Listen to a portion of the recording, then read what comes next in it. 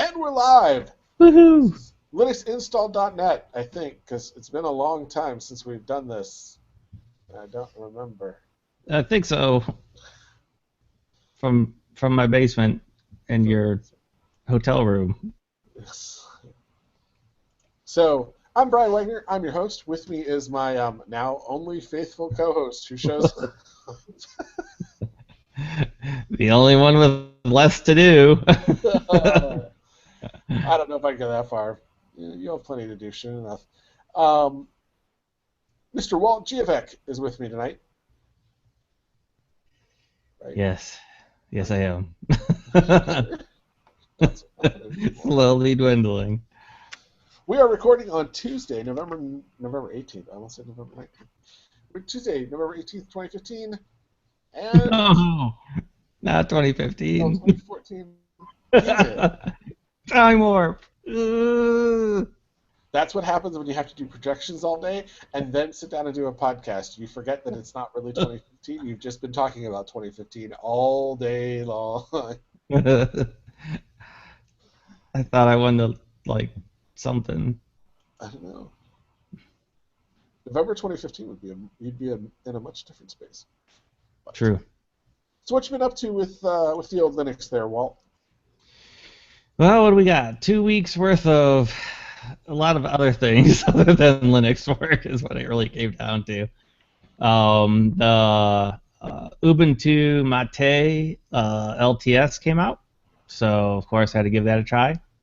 It works good. They updated a few things from the previous release, the 1410. The default media player, they decided to go VLC, which is sweet because that's what I use anyways. They updated the graphics and icons and some of the different theme features, but a lot of that ended up getting pushed to the 1410 anyways. Some of the accessibility features were updated, which I don't need, so okay. Whole list of different fixes and patches, so it's actually newer than the 1410 as far as the Mate desktop goes. But being an LTS, and I think I had asked you the other day, what you're running at home, and we both more or less agreed that we're at the point now where latest and greatest features doesn't necessarily outweigh the I can sit down and be more or less guaranteed my machine will work today. Correct.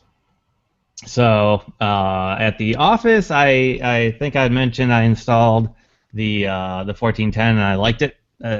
I've tweaked my desktop a little bit to the point now where it's actually really cool. The home machine, I did put the LTS on, and it worked just fine. It actually just looks just like the other one.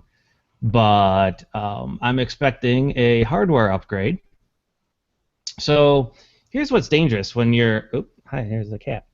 When you're when you're the gadget guy, and your friends ask you to look for computers for their family for deals, and then you find deals, and then you have to buy one too.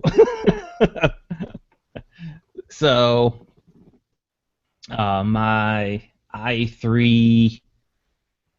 I think it was like a 1.4 gigahertz current Linux machine will be replaced in 2 days on Thursday with an older i7 2600 though, which is roughly 4 times faster. I'll update my SSD from a 64 to 128. Is it really only 4 times faster though? Because it's got more channels, it's got more bits passing. It depends on what you're benchmarking. I go by a generic, just so I can have a straight comparison without having to worry about, the Java test it actually performs better on, but the video it doesn't because of the different, integrated graphics or whatnot. But I was just going to look real quick. CPUbenchmark.net is usually what I use just to give me an idea of how much better performance am I really going to get from one chipset to another. So, but I'm actually looking forward to that because so many years ago, a couple of now, that system actually was my Linux box. And then I decided I wanted to play video games again, so it needed to become a Windows gaming machine.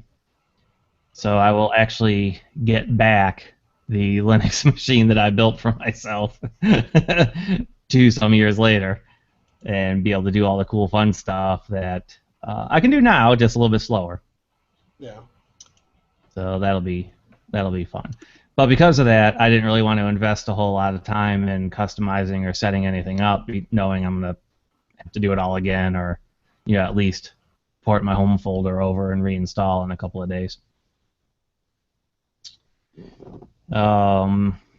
Besides that, I did get the new Google Nexus player, which sort of Linux, runs Android, the new 5.0. And it's pretty freaking fast. The first gadget that I have, that's a desktop or a TV, box that actually runs Atom. It doesn't run ARM, and I can see it the difference right away. It's ridiculously fast. Really? Yeah, and I was a little disappointed. The draw, of course, is it's a Nexus device, so it has access to the Google Play Store, and of course, I've already invested, in many applications for my phone and other tablets and whatnot. So I thought I'd have all that easily accessible. Well, it ends up the Google Play Store app on the Nexus player is set to filter any applications that have not been Nexus Player approved by Google, so that the control is fully through the Nexus Player remote and does not require any touch. So there's only about a dozen or two things right now that qualifies. Really? Yeah, and I was kind of disappointed. So it ends up you can still load any app you want on the device. You just have to go to the Play Store website, choose your app, and say, push it to the player, and it will. So XBMC, of course, is one of the big media players that I use for everything, and I'm like, that was designed to run on this, not touched from the beginning, so it should work just fine. So what I ended up needing to do is loading the ES File Explorer app through the Play Store, and then I was able to download the XBMC directly from their website and sideload it through that. So it took like one extra step, but it indeed actually does run just fine, and it's ridiculously fast. The interface seems as fast anyhow as on my Core 2 Duo desktop, that I was using for Media Center for a little while. And from what I've been reading, like even the highest required skins for all the different animations and wallpapers and plugins and everything just run super great on it. So I might start investigating some of those a little bit more too. So it's not because the applications won't run on the Atom, because the Atom isn't an ARM compatible processor. Right. Which is what most apps are there. So just so people kind of understand, or maybe need to be reminded, the Nexus Player can do this because really behind the scenes, all Android apps are Java apps, basically. So the CPU that they're compiled against doesn't really matter. It's as long as it's compiled. I mean, as long as it's bitcode. Right. It doesn't need something funky like a touchscreen. Right. Then it should work. So right. On that remote that you were showing, and that was showing on the site, is that button in the center?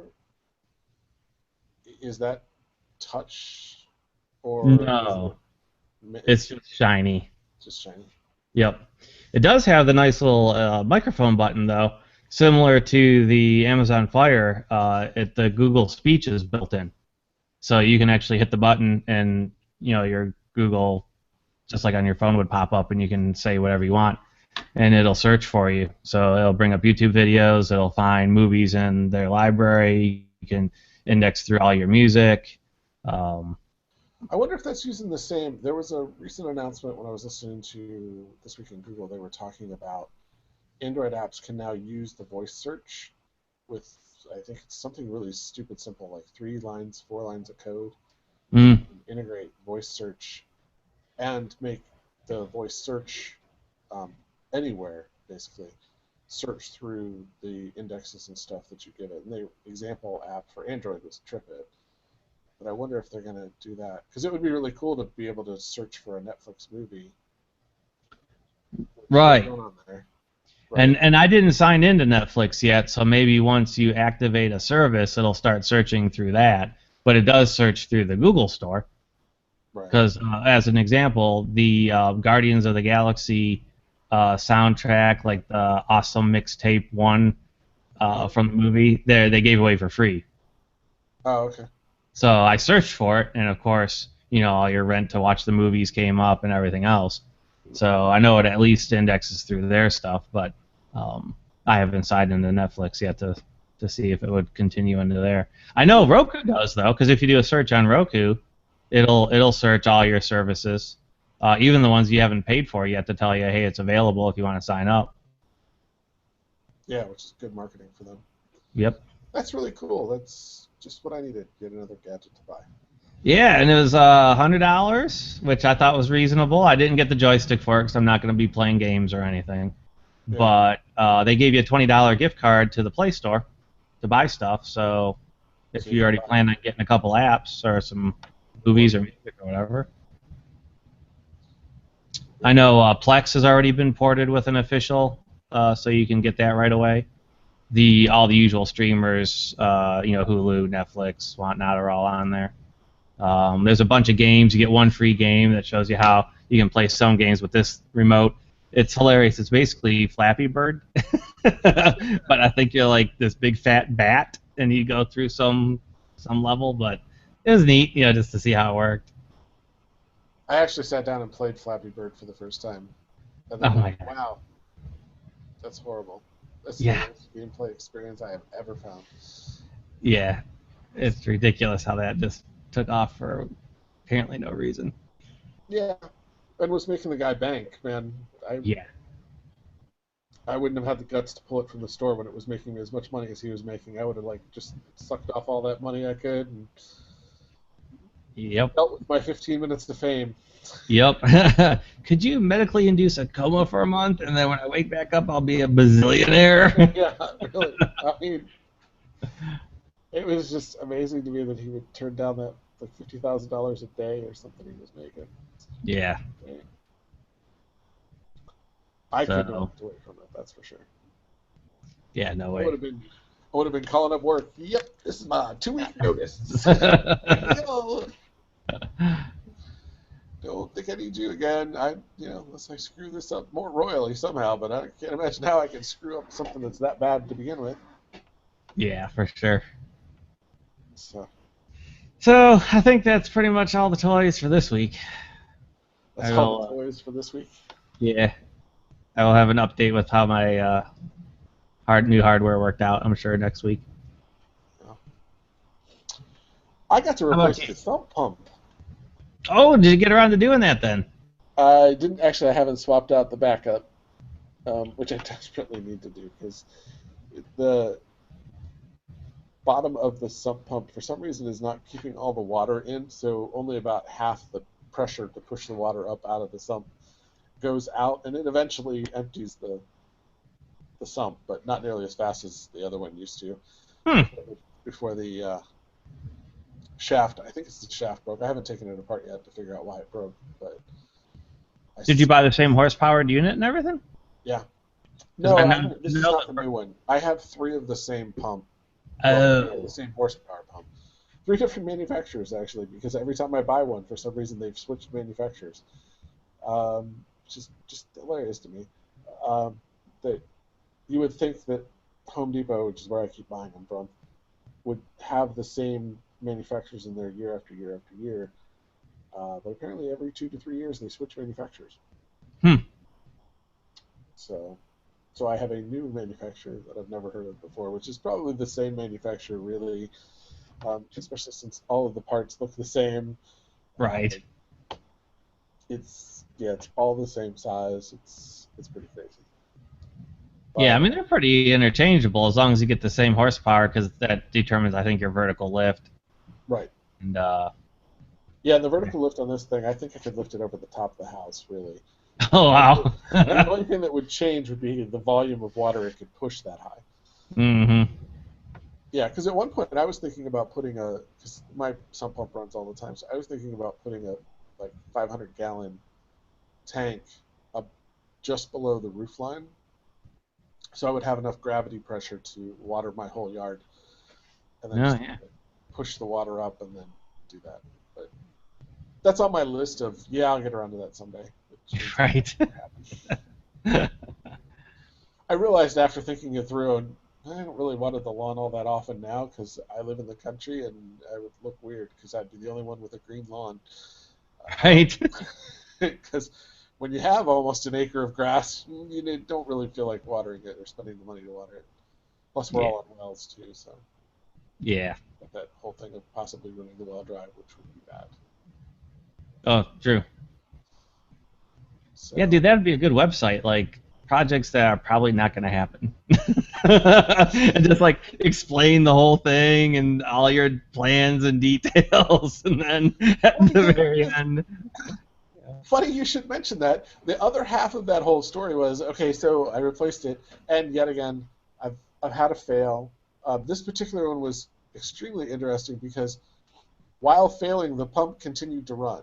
So the motor was just running, but there was no shaft, so there was no pressure pushing water up. So it was just a motor running for who knows how many hours, um, because it could never satisfy the switch and turn the switch back off. Right.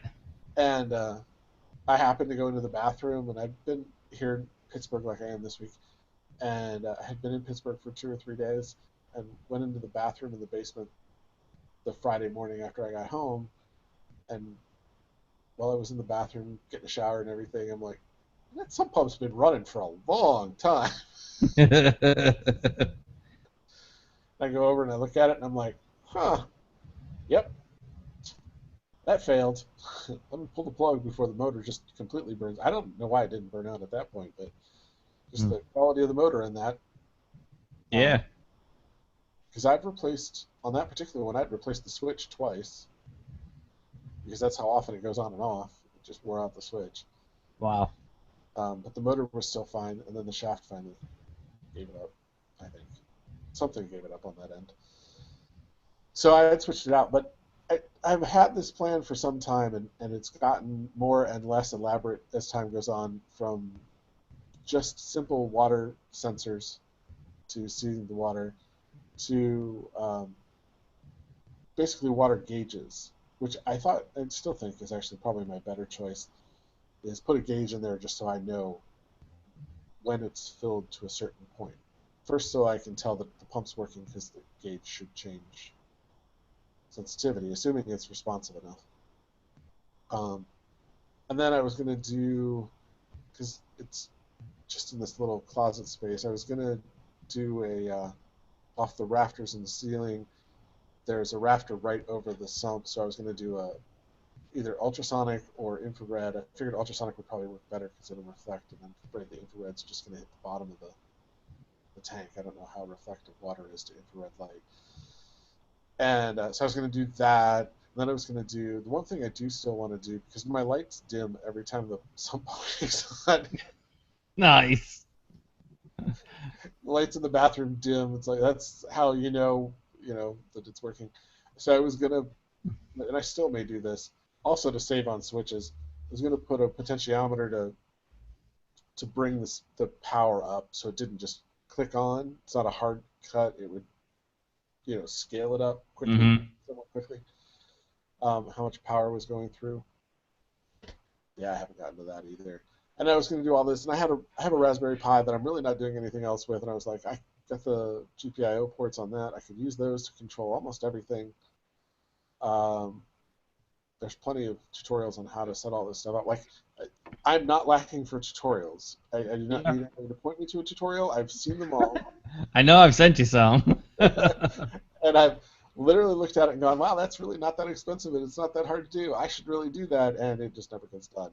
So, while listening to some podcast recently, I heard about there was a guy there that was a big home automation guy, and he was on the show because of somebody just bought somebody else. Oh no, it was because this Wink, the company that made the Wink, which is a home hub that basically it talks almost all of the current languages. It talks the old one I just lost. It talks The Zigbee, it X10. talks yeah the X10, the Zigbee, all the Hmm. new ones too. It talks to Hue Lights, talks to everything. Um, and it's got a decent enough app for checking that kind of stuff. So, anyways, I was listening to him, and he goes, "Oh yeah, and it's like $50 for this hub." I'm like, "Okay, well that's reasonable." And then it's $35 for the water sensor. And I went, "Hmm." And then all I have to do is plug in the water sensor and plug in the Wink, make them see each other, which they should. And so for $85 and about 15 minutes of my time, yep, that's probably going Yeah. to win. Yeah, I'm that lazy. Yeah, that's probably going to win. Yeah. It's got power near it and all that good stuff, and it'll uh, Hey, sensor's got a sometimes that's decent the limit. best way to go. Yeah. So because this time, um, when the pump stops working like that, it doesn't flood, thankfully. It just fills the tank up to the top and then just sits there. And then the water tries to find other ways into my house, like all of the relief cracks in my basement Right. will eventually start seeping water in, which it wasn't seeping in this time, so I know it hadn't been too long. But it's still, once the pump kicks on, even though that's a half horse pump and it's pumping, I want to say 5 gallons a minute, 10 gallons a minute. I mean, it's a pretty hefty pump, and it still takes an hour to get all of the water out of the drain tile underneath the house. Yeah, dude, those footers hold a lot of water. and, and I know from my neighbor, I actually have two sets of drain tile, which are probably draining to that point too, which is probably why it runs constantly. So on top of everything else, I got drain tile plus, that whole, it's just draining that whole thing. I need to get a second pump. It's just all there is to it. Yeah, I'm still same boat. I need a backup. They have I saw the units that you don't have the backup pump, but the primary pump is battery backed up, and that way you just take out the older one, you drop one unit in, and then at least if power goes out, you got a little bit of battery time, to figure out what you're gonna do. But if the unit fails, it doesn't help you any. So I still think I'll put two independent units in. I already fixed the power problem. That was a Yes. really expensive fix, but I did fix that. Yeah. Yeah. Then I'm You not would doing have it. the problem since you don't have natural gas. You would have the problem of having to have a propane tank for your battery. Right. Yeah. People in the city just have no idea what you go through just to live in the country. Yep. I had no idea what I was into. But All kinds of little expenses you get to have in the country, even though it costs you less in some respects. There are plenty of other things to spend your money and nobody tells you that either. on.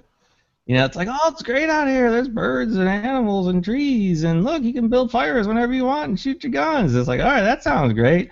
What's this $600 propane bill every couple of weeks? Oh, don't worry about that.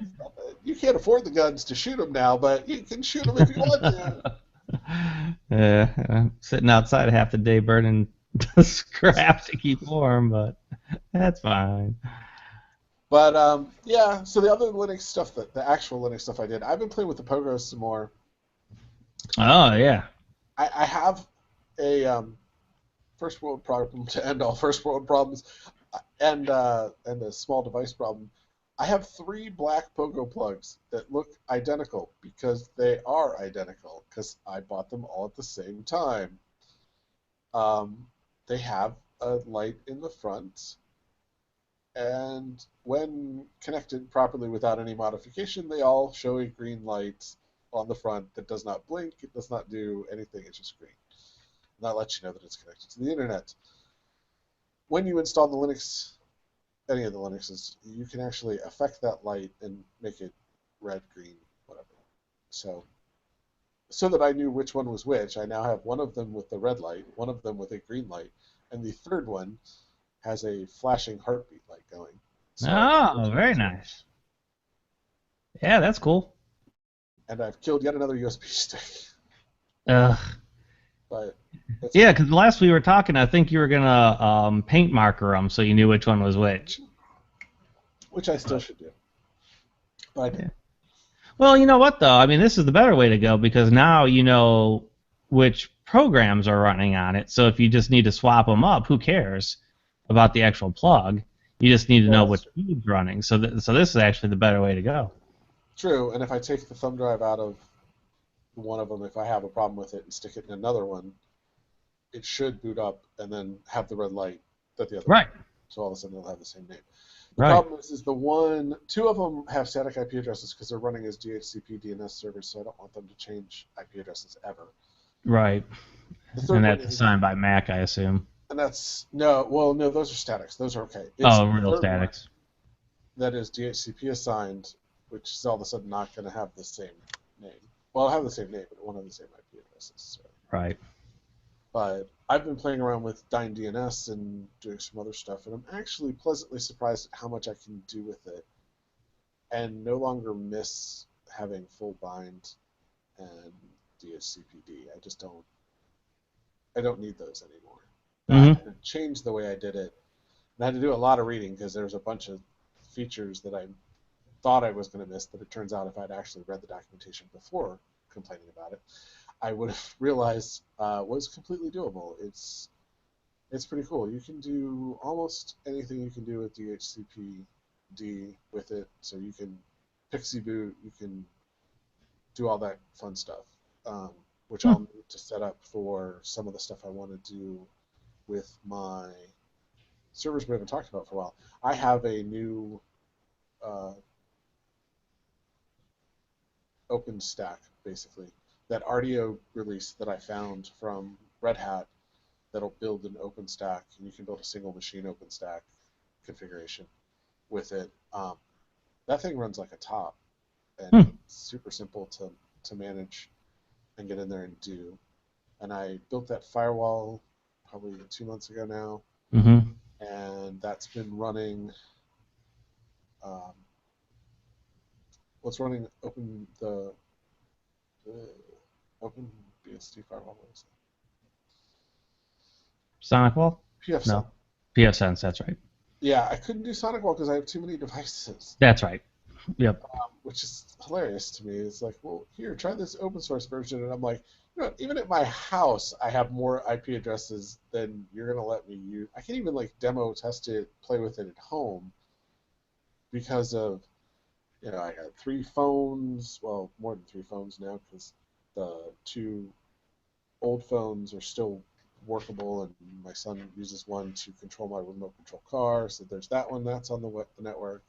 I have a couple of Chrome sticks. The Chromecast. Chromecast. Thank you. Boy, I'm sucking it. Dude, you got fried today. I did. It was a really trying day. So I got the Chromecast. I got 2 Rokus. I've got 2 Blu-ray players. Oh no, only one of those has a DHCP address assigned.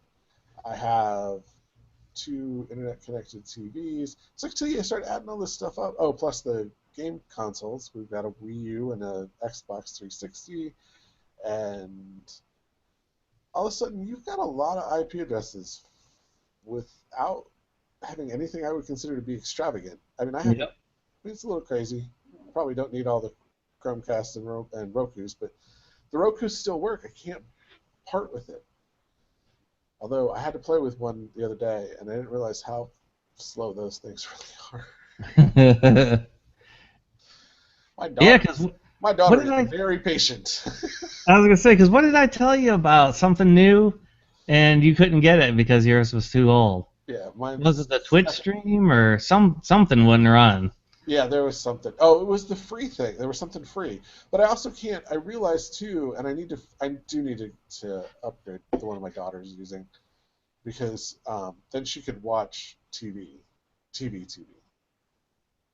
I have to convince her to buy herself a television because that TV that she's got is going to die someday soon. She's gonna, like she has a CRT TV. Actually, it would probably be cost What? effective just to replace the TV. A friend of mine got a 42-inch TV for like $20 on some flash sale somewhere. I was so bummed. I was like, "Well, what? Way Holy to crap. share." Yeah, Um, no kidding. Yeah, I got a 17-inch, maybe 19-inch CRT still sitting back there, but it was like the first model that actually had an HD tuner in it, so it could still pick up over the air. But uh, but I'm not gonna ever use it. no, I mean, if you disconnected this thing from the Roku that she's watching on it, and she's watching, standard def Roku too. She's not watching high def Roku because the TV just can't handle it. But it's a 27-inch CRT that if she ever knocks that over, it'll break an arm. I mean, it's in her room for a reason because she's not going to knock it over. But yeah, she's very patient. That's just playing with that Roku. I was like, wow, you are really patient. Then I showed her too that she has a Moto X, and so we have the Roku apps on the Moto X, and the Roku apps are so much better in interface than that stupid remote that came with them. Plus, both the remotes are busted at this point because they're 6 years old. Right. And she starts playing with it on her foot. She's like, "Oh, Dad, this is so much better." Like, yeah, until it decides to freeze because it's doing something. It's thinking. I don't know what, but yeah, it was bad. And like I said, the limited channels, like you were saying, you and I were talking about before. Yeah. Um, Yeah. I mean, you got it. $35 refurb. Forget $35 refurb. I found you could get the stick for 45. Well, yeah. Oh, yeah. Or even the stick. Yeah. And I was looking at the things, and I'm like, what do I need? What do I need the other ones for? I'm not really understanding. If you want it wired instead of wireless, if you're gonna stream stuff and your wireless sucks, but ours should be pretty good. Mine's good. I've never had any streaming issues. I've never Um, had streaming issues. and then the Roku Well, 3 at I'll take least that has back. the better spec. I've never had any streaming issues that were related to my wireless connection. I've had streaming issues before that had nothing to do with the wireless in my house. Correct. Yes. Yes. I've been Yeah. having a weird issue now, all of a sudden, about every 2 weeks, for no apparent reason. Because when Walt was over a couple weeks ago, I accidentally powered off at least two of the pogo plugs because I hit the stupid power switch on the thing on the power strip, and then turned it back on, and they both fired right back up, and they were fine. And I thought it was that, and it turns out it wasn't that. It was the firewall connection to the cable router. For some reason, they lost connections with each other. Yeah. It's still doing that. It's done it twice now. We'll see if it does it this week. It's about due this week. But I was just sitting there, everything was working fine, and then all of a sudden it just stopped working. I'm like, really? And it sucks because it never does it like when I'm downstairs in the basement. It does it Right. when my wife's sitting next to me on the couch and she wants to play on the internet. So I have to Right. stop what I'm doing, run downstairs, fire up the good old Linux, and connect to everything, and then sit there scratching my head because the firewall's still responding, and I can still pull up the interface on it. I can do all this other stuff. And I'm It's like I hit my servers. I can see all my local media. like, I'm looking locally. The firewall still thinks it's connected to the router, but the Yeah. router does not want to communicate with it. And then I restart them both, and they're back, and they work again for another 10 or 11 days. Hmm. So, Yeah, that is weird. problem is, at some point, that 10 or 11 days is going to fall while I'm in Pittsburgh. Right. Right. That's what you were saying. Then what? Then I'm making a house call. Yeah, then I'm driving home at night instead of staying in the hotel. And especially now, I really don't want to gonna get stuck at some point, but I really don't want to be driving on that. So, but yeah, that's about it. I'm starting to play with. I have one The only thing left on my VMware ESX server is my GitLab box where I have all my repositories. And when I got GitLab, started going really nuts with it and really using it because it was so easy to do, so easy to set up repos on and then push my repos up to, that it just got addicting. And so all of my machines, every Linux box I have, uses etckeeper to manage, or not to manage, but to back up the Etsy directory, Mm-hmm. push it to this GitLab machine, so that if I blow a machine away and I can't remember how I had something configured, I can just go to that repository, look through the files, find the file I'm looking for. Hey, boom, there you go, I got the config. And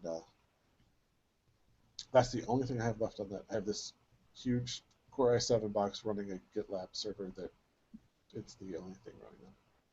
Yeah, I was actually thinking about taking my ESXi server down altogether because basically it's running 3 or 4 VMs, but they don't really need to be separate. Like one's a Debian box running a web server, but just because I wanted one. One's my Arch box that I actually do everything in, so that still has to stay in one form or another, but it doesn't have to be virtualized. I had the turnkey couple of pre-made systems that I was just goofing with, and they haven't been turned on in a while. I had an XP instance just in case, but it's discontinued, so I don't need that anymore. Yeah, long and short of it is I could probably turn that off, plug in one of my Pogo plugs again, and be able to do everything that I want to be able to do. Which is where I was at with the third one. I was setting it up to be a third DNS DHCP server and then realized that's really dumb. So I'm going to put a web server on it, and then I'm going to pull the DHCP lease information off of the one Pogo plug onto it and then just make it into a web page. Because I very often want to know what's on what IP address. And I keep having this eternal fight to figure out what the asterisk item is. Right. There's no name. There's just an asterisk. Great. Which one of my devices is that asterisk? Right. And I've pretty much got it down. I think I only have one left that I have to figure out what it is, and I haven't really tried to figure out what that is yet. But the cool thing, like the Chromebook comes up and says, identifies itself. The work laptops and stuff don't have any problems because they're Windows boxes. They identify themselves to DNS. Right. And the nice thing is the DHCP server, even for my work laptops, which I don't put into my static address pool, the DNS mask is actually doing that properly too, which is not always the easiest thing to set up in DHCPD consistently. So. Yeah, that's my. So I was with now that I'm getting this new system too. I'm half tempted to just leave it on 24/7. I mean, it'll suck way more power. So I'm going from 15 watt to 95 watt. Right. But if I need to, I can run a couple VMs in VirtualBox on there when I need them, and then. So I don't know. Yeah, I just want to get that last thing, and so I was all set. I was going to move the GitLab over to the GitLab box. I was going to convert it over to being on the RDO server, basically. And then I stopped myself and I went, wait, I bought the firewall box that I did because it had multiple cores. Let's see how much of it we're actually using. So the firewall on that box, it's only that's a Celeron. It's one of the Celerons that has like 4 cores. 1900, I think, right? 1900. Yeah. So I switched over to it and said, okay, the firewall. I waited until I knew everybody was streaming. Like I was getting some decent bandwidth through it. My wife, my daughter, my son, I think were all streaming in different rooms. Like, okay, that's about the most pressure I'm going to put on it without going and doing a file download, because I haven't reconfigured the QoS stuff yet, will just wipe them off the map. They'll all come screaming at me because I'm downloading stuff. Steam's got an update. And I look at the box, and it's got two. I gave it 2 cores, even though it really doesn't need it. But I gave the firewall 2 cores, and it's got enough RAM, more than enough RAM. And I look at it, and it's using like 10% of the box. Yeah. And then I went and looked at the ESX server to look at the GitLab server, and it's got maybe 0.1% of the box. Right. And I'm like, okay, even if that comes up to 5%, I'm still only at 15% of utilization on that box. I think I can move that. So I'm Yeah. going to move that, and I've been playing. Oh, that's the other thing I was playing with. I was playing more with CoreOS. Oh yeah. I've been meaning to do that, and my initial So attempt or two failed, and then I haven't gotten around to it again. yeah, the CoreOS stuff is super cool. It's very small. You have to want to play with Docker. It's kind of really built around Docker, even though you Yeah, that was the reason why I was going to do it.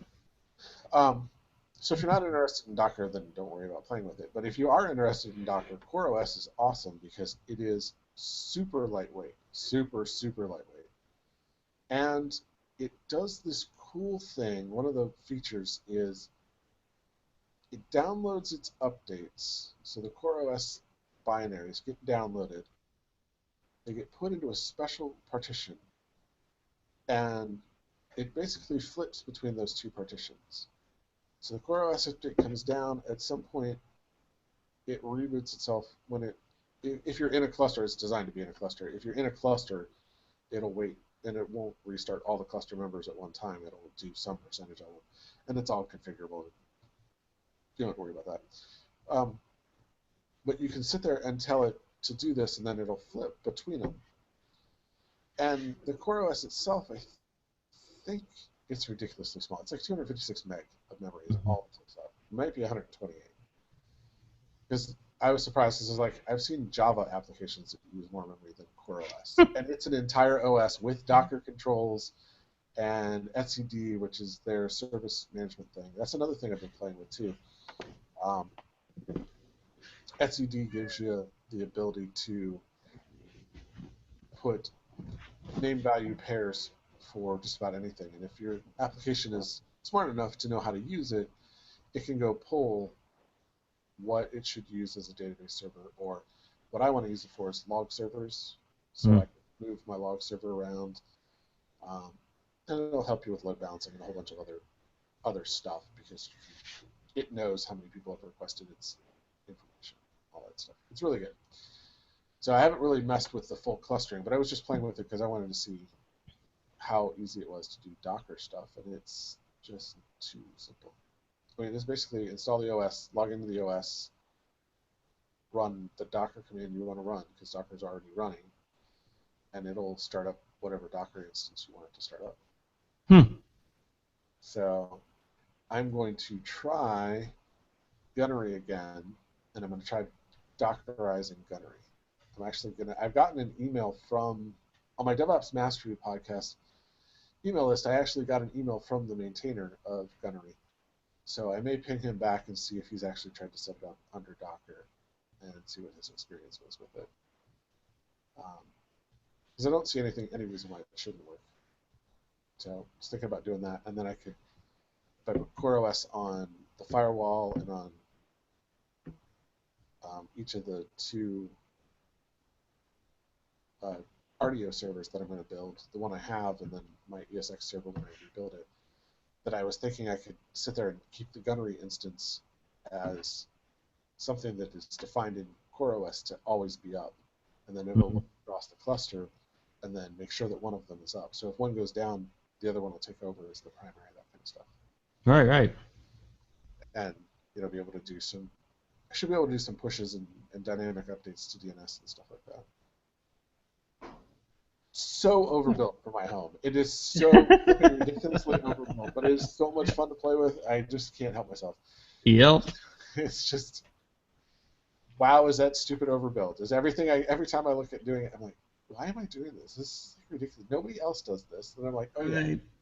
because if I don't, then I get a whiny call from my wife.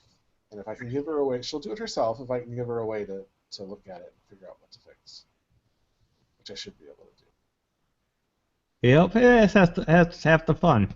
Right. And it wouldn't, I don't get to play with Linux in my day job anymore. More or less a really well-paid project manager right now. Yeah. Sucks. Somebody's got to lead the team. So I am. I fell into that role. So, but yeah, that's what I've been doing. Nice. Are we gonna? You wanted to? We've been talking about all kinds of stuff. You wanted to debate distros, and I'm not sure what you wanted to debate. So, Oh, there's not necessarily a debate. It's just historically, I do this every now and then. Historically, my Linux machine had always been at least a generation behind. It was my older hardware, okay, and I had for a long time a Windows machine, and then I went Mac for a couple of years, and then I bought that nice Core i7 2600K Linux that I ran for however long it was, probably almost 2 years. And then I decided I needed that back, so then I went back to older hardware or underpowered, cheaper hardware, not necessarily older.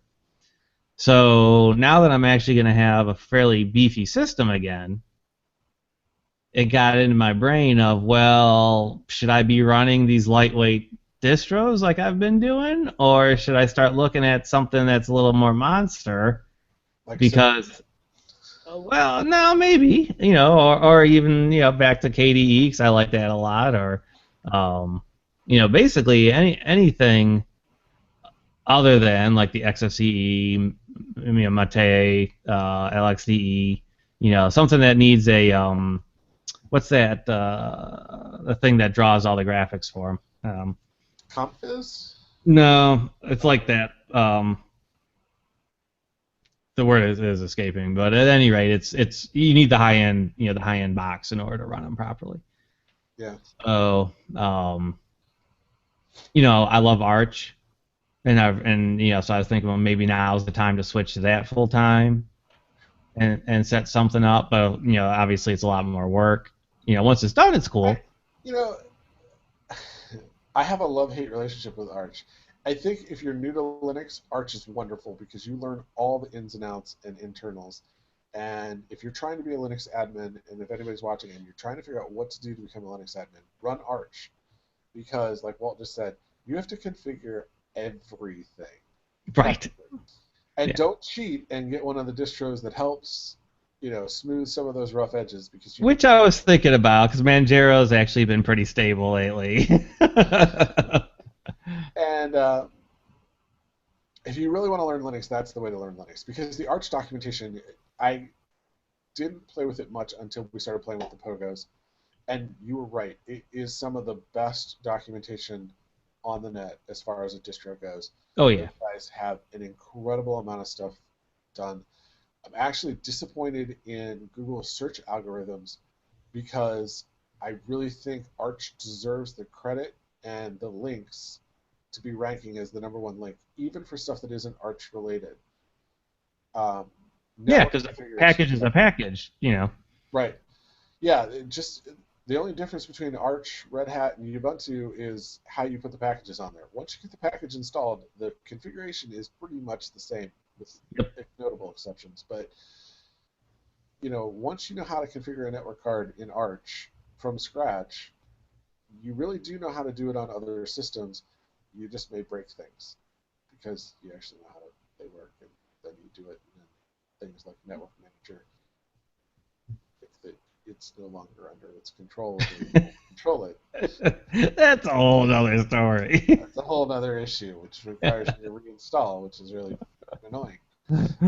Because there's no way to get it to recognize that it's just you fixing it because it didn't do what you wanted it to do. Anyways, but Ubuntu, if you want something to work with, and that's how I ended up on Cinnamon. Right. Linux Mint Cinnamon. Because it just works. Now, that being said, I've discovered that my really nice mixing board, for some reason, when I got home from Ohio Linux Fest, no longer is recognized by my box, which I rebuilt my box right around the same time. So we're thinking there's probably something missing. I'm missing Pulse audio, I think is what's wrong. Or I have Pulse and I need Jack, whatever. I'm missing one of the two. I don't have both running. Which I know both were running before. Which, man, that is a serious pain in the ass. I don't understand why we can't come up with one audio standard and everybody just adopt it. Yep. I mean, well, that's That's why I ran Ubuntu for so long, because they ran strict pulse, and everything that I needed to do worked perfect with it, which is apparently not the norm. Um, but Yeah, you because know, I loved it because of that. I'm pretty sure it's Pulse that's working right now, and my board doesn't work anymore. And I know also and other stuff. There was other things, other audio controllers on there, which made it Yeah. work. And I just haven't. I remember downloading and installing a driver that I didn't think I really needed, and that might Mm, have had other dependencies which forced everything to work. Like once the right. dependencies just worked. I don't know, but Yeah. So now I'm back to, you know, if I'm gonna, again, new machine, new setup, much more powerful. yeah, Do I want to do a higher end desktop? Do I want to do a different distro? You know, my if I'm going to eliminate some VMs or some of this other hardware, do I want to put something on that, like you said, maybe I got to learn a little bit more or work a little harder at, or do I want to just be able to sit down and know I can do what I need to do because it's all auto magic, you know? yeah. And I think a lot of that too comes down to what you really want to do with the box. Um, One thing that I found fairly interesting, and I know I've been talking about Tay up a little bit, but it's only because I've been using it, is people running Steam on Linux love it because it doesn't the 3D desktop effects don't exist. So all that extra graphic processing power goes into running your games. And I think they've said they've seen up to a 20% like increase in performance because you don't have that desktop overhead. Really, that's a Yeah. pretty incredible performance increase. Yeah, yeah. And I wish I could remember what the name of the Do you the know? graphics thing is, but So this is an interesting feature of Cinnamon right now.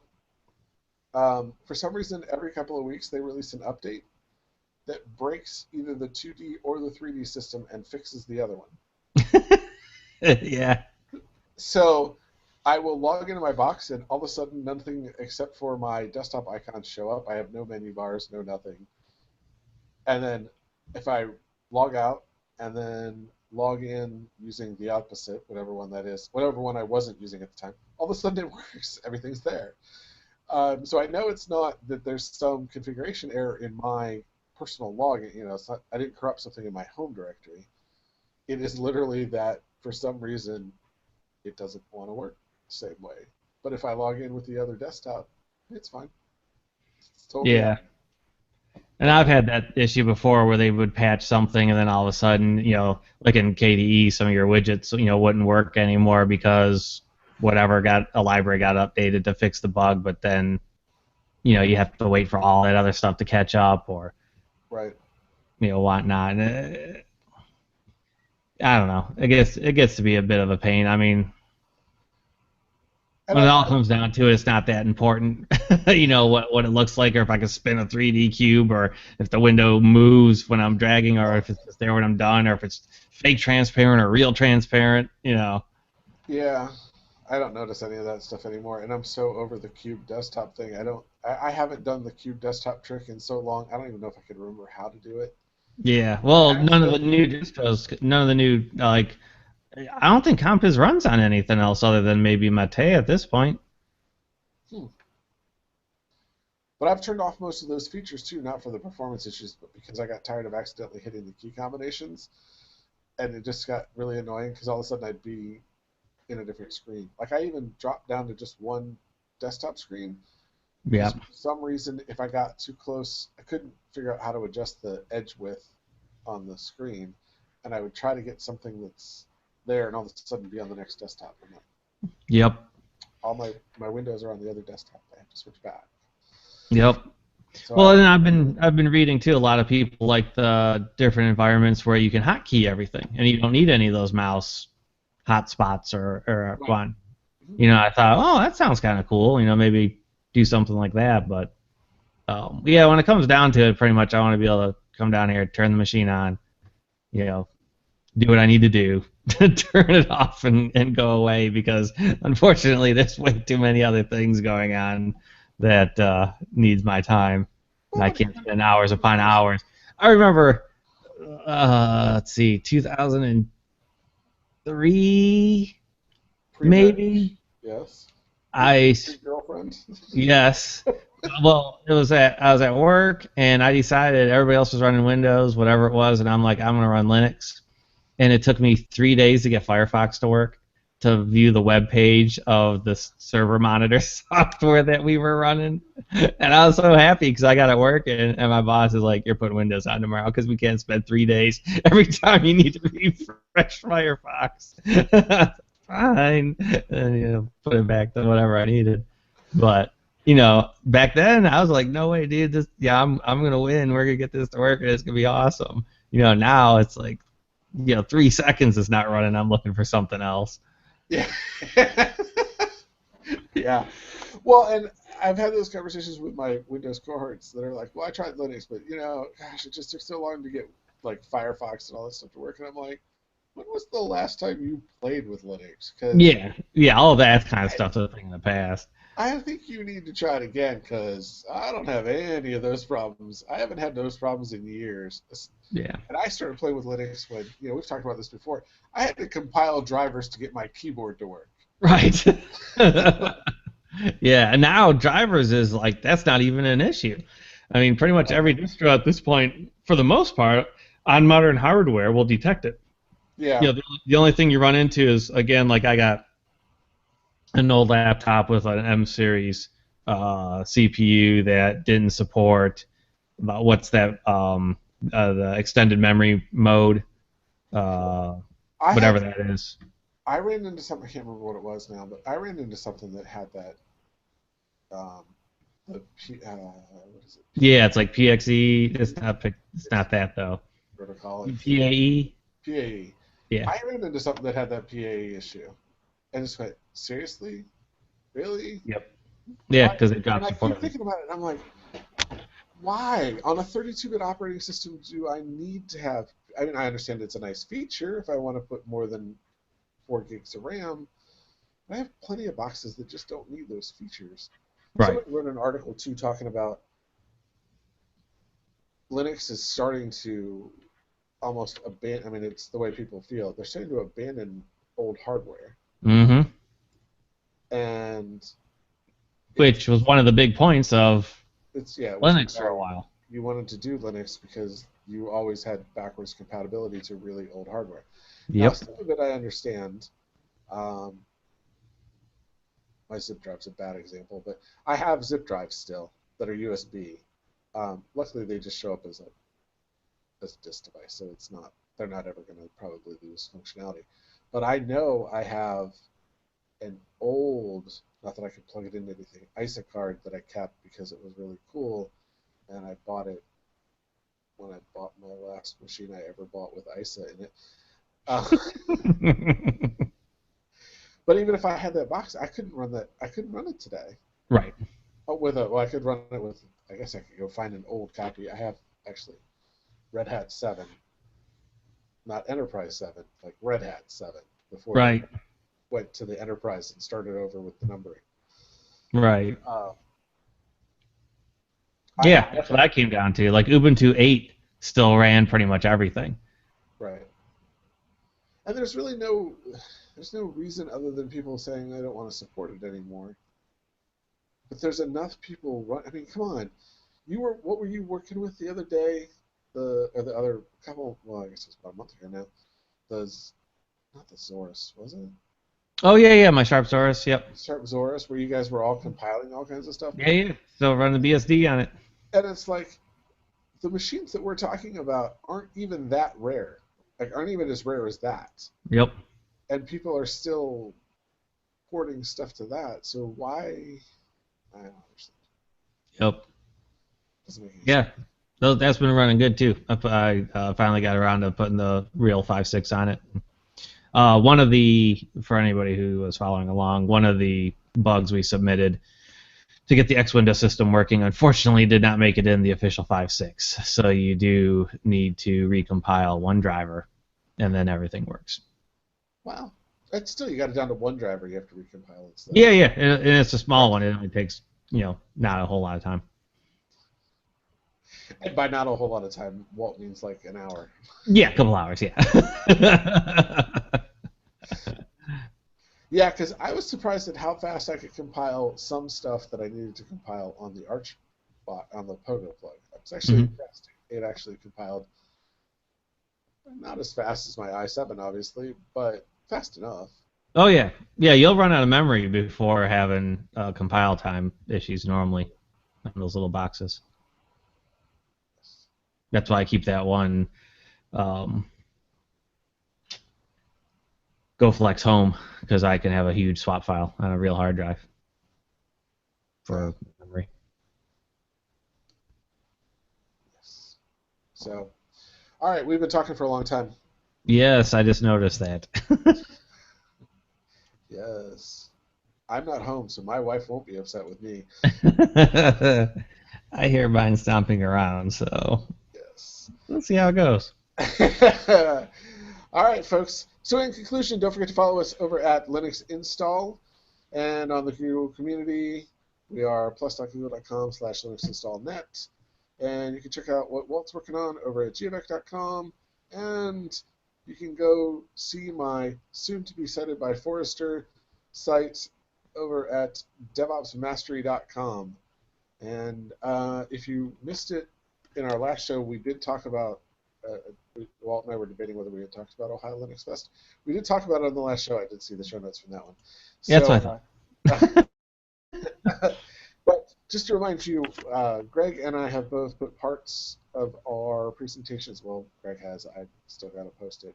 Have put parts of our presentations in Greg's situation, and all of my presentation will be up on the interwebs. You can at least go look at the slides from our presentations over at ohiolinux.org. If you check out the show notes on the website, you'll see the links to where we both have our show notes. Specifically, if you want to just go directly to them. He was talking about developing Android apps on Linux, and I was talking about DevOps. But my slides aren't nearly as exciting as if you watch the presentation. I did it different. Right. Not everything's on the slides. It's because it could, because I didn't know what people were going to ask me. So, what should everybody go do? Well, Go install some Linux. have a nice week, everybody. See ya.